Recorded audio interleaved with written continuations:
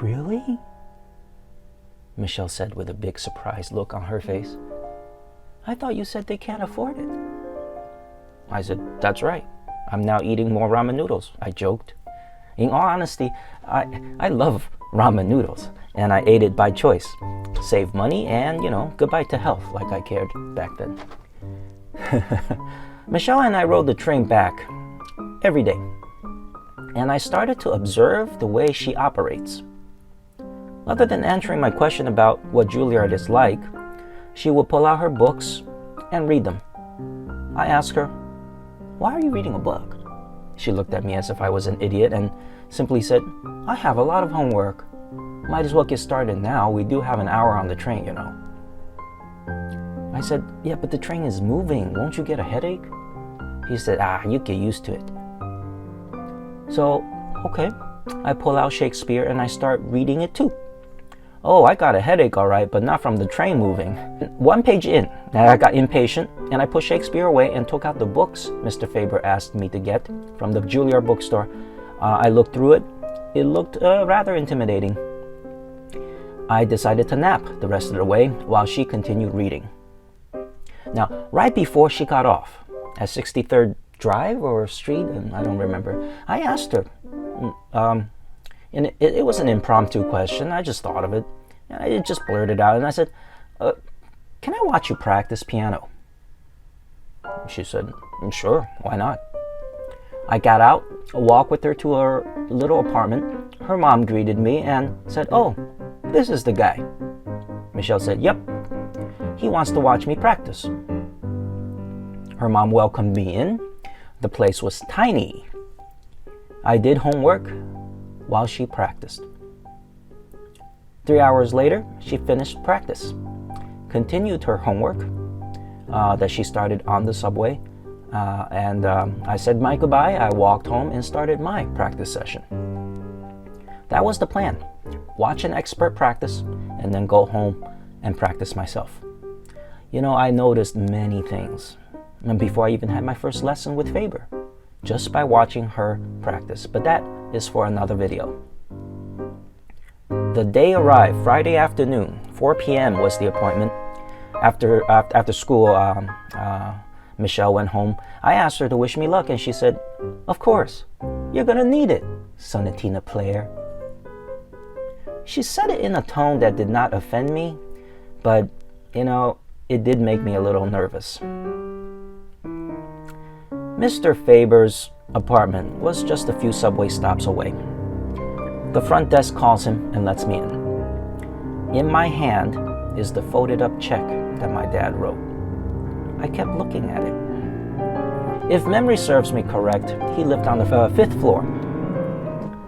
He opened the door and said, Ling, welcome to my studio. I don't make offers like this often.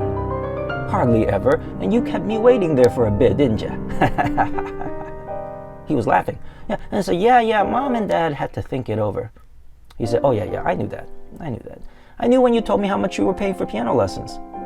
Why do you think I offered the scholarship? Glad you're here. Do you have the check? I said, sure, here it is.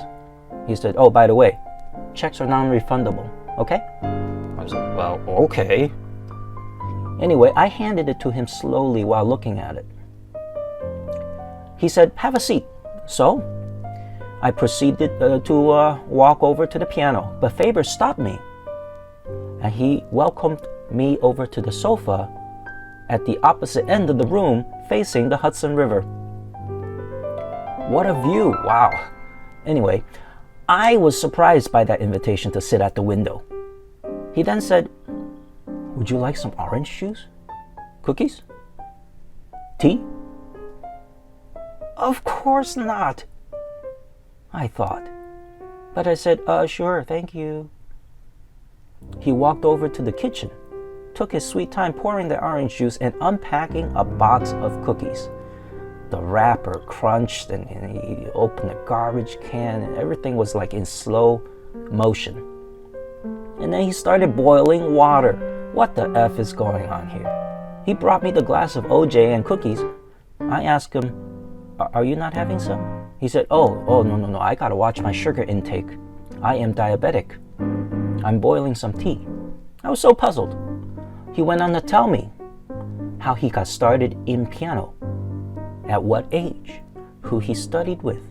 He studied with Rosina Levine, who is the wife of Joseph Levine, and Joseph knew Horowitz, and Horowitz knew Rachmaninoff, and Rachmaninoff knew George Ballet, and on and on and on he went. He went on to tell me how he joined the piano faculty right after graduation.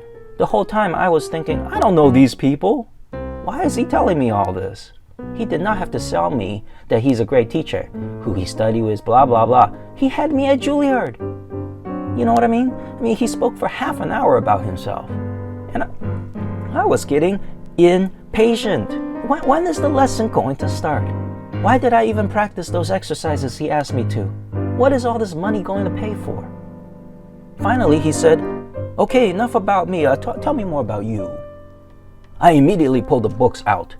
And I said, I learned these exercises as, because you told me to learn them.